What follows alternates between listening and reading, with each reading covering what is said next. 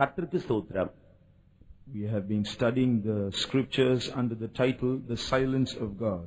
தேவனுடைய மௌனம் என்கிறதான தலைப்பிலே நாம் வேத வசனத்தை குறித்து படித்துக் கொண்டு வருகின்றோம். And as our key verse, we read from Psalm 28 verse 1. நம்முடைய அந்த ஆரம்ப முதல் வசனம் சங்கீதம் 28:1. Unto thee will I cry, O Lord my rock, be not silent to me, lest if thou be silent to me, I become like them that go down into the pit. என் கன்மலை ஆகிய கர்த்தாவே, உம்மை நோக்கி கூப்பிடுகிறேன். நீர் கேளாதவர் போல மௌனமாயிராதேயும்.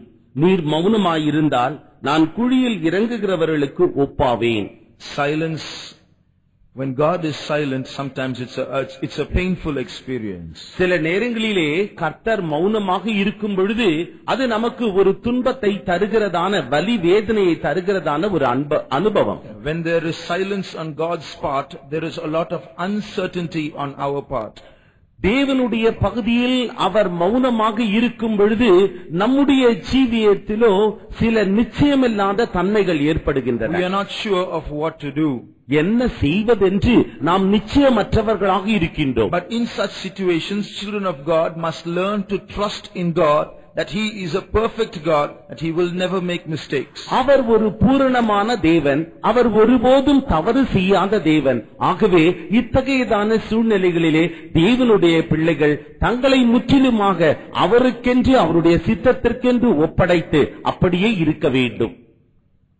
I think it was a poem composed by King George VI.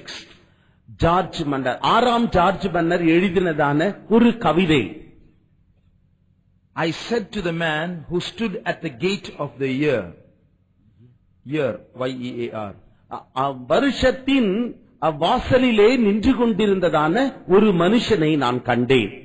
In other words, there's a man standing at the entrance of the new year. The new year is compared to a place, and there is a man standing at the gate of the new year. புதிய வருடமானது ஒரு இடத்திற்கு ஸ்தலத்திற்கு ஒப்பனையாக சொல்லப்பட்டிருக்கிறது. அந்த புதிய வருடத்தின் ஆரம்பமானது ஒரு வாசலாக காணப்படுகிறது. அங்குதானே ஒரு மனுஷன் நின்று கொண்டிருக்கிறார். So this king goes to the man who stands at the gate of the year. அந்த வருடம் என்கிறதான அந்த கட்டடத்தின் வாயிலிலே நின்று கொண்டிருக்கிறதான அந்த மனுஷனிடத்திலே இந்த ராஜா நெருங்குகின்றார். This king does not know what lies in the new year. அந்த புதிய ஆண்டிலே என்ன சம்பவிக்க போகிறது என்பதை இந்த ராஜா அறியாதவனாக இருந்தார். The new year is dark before him. அவனுக்கு முன்பாக புதிய வருடமானது ஒரு இருளை போல அந்தகாரத்தை போல இருந்தது.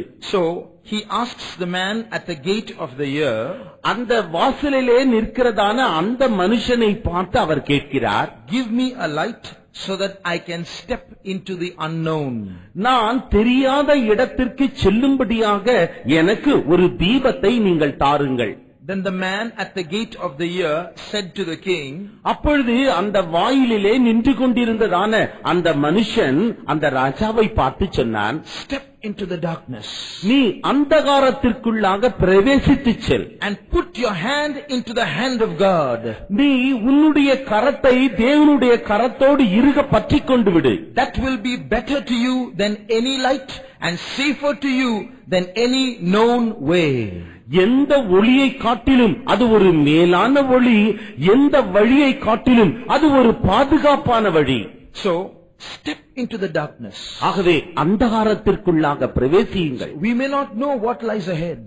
நமக்கு முன்பாக என்ன இருக்கிறது என்பதை நாம் அறியோம். We don't know why God is not talking to us sometimes. சில நேரங்களிலே தேவன் நம்மோடு ஏன் பேசுகிறதில்லை என்பதை குறித்தும் நாம் அறியோம். But by faith, by trusting in Him, we must step into the darkness. விசுவாசத்தினாலே அவர் மீது இருக்கிற நம்பிக்கையினாலே நாம் அந்த அந்தகாரத்திற்குள்ளாக பிரவேசிக்க வேண்டும். And it will be sure we will discover the hand of God there. நிச்சயமாகவே தேவனுடைய கரத்தை அங்கு நாம் கண்டுபிடிப்போம். அது உண்மை. And that is safer than any light and safer than any known way.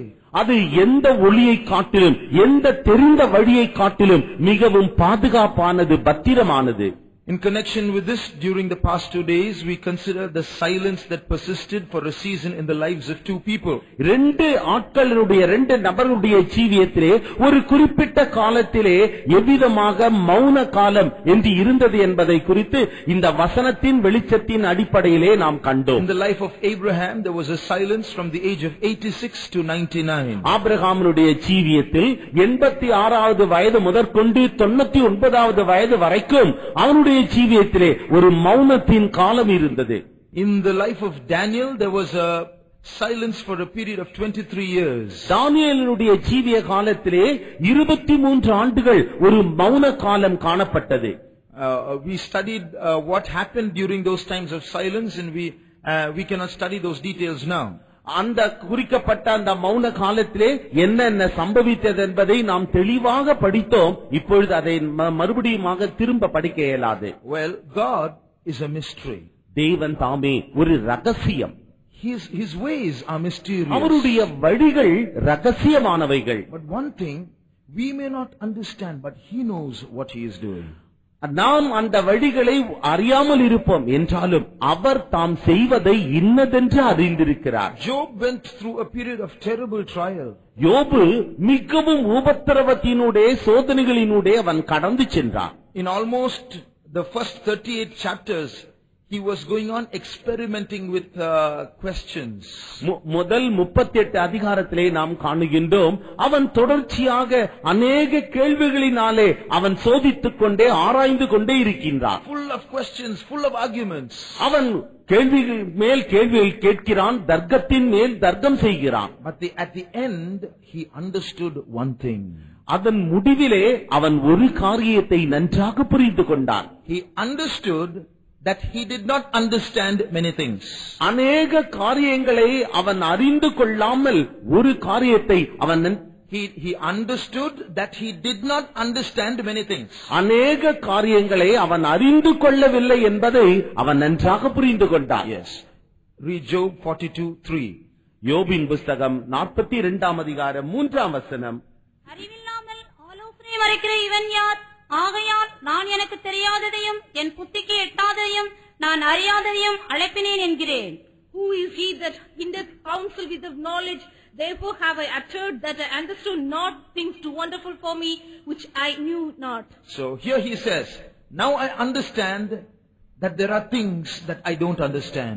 நான் அறியாத காரியங்கள் அநேக உண்டு என்பதை இப்பொழுது நான் அறிந்து கொள்கிறேன் என்று சொல்லுகிறார். So God works in mysterious ways. We may not understand what He is doing. அவர் என்ன செய்கிறார் என்பதை நாம் அறிந்து கொள்ள இயலாத அளவிற்கு தேவன் தாமே சில ரகசியமான காரியங்களை அவர் செய்து கொண்டிருக்கிறார். But one thing, God knows what He is doing. என்றாலும் ஒரு காரியம், அவர் என்ன செய்கிறார் என்பதை அவருக்கு நன்றாக தெரியும்.